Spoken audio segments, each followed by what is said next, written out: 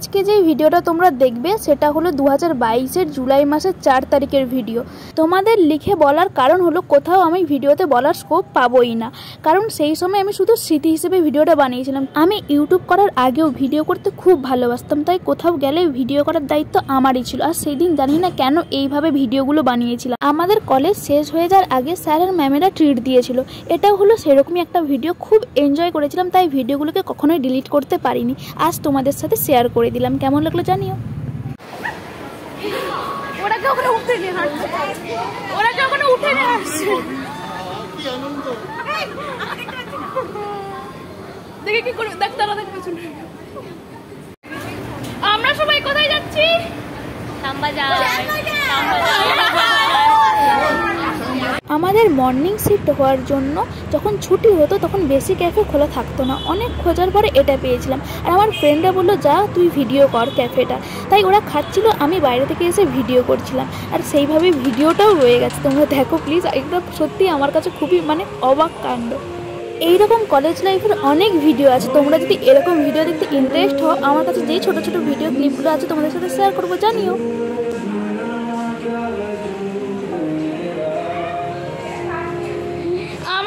Pizza খাবে না এরা মিথ্যুকগুলো। ওরা আমাকে বলেছিল তুই পুরো ক্যাফেটার ভিডিও কর, তারপরে একসাথে পিৎজা খাবো, এই জন্যই বললাম।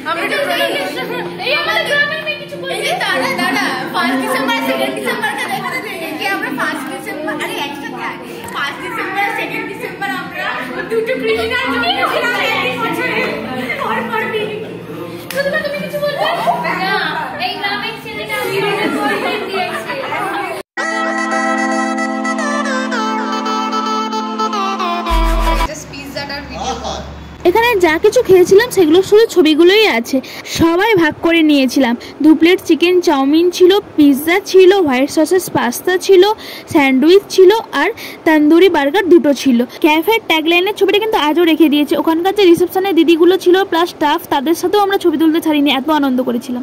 Please rotate your phone.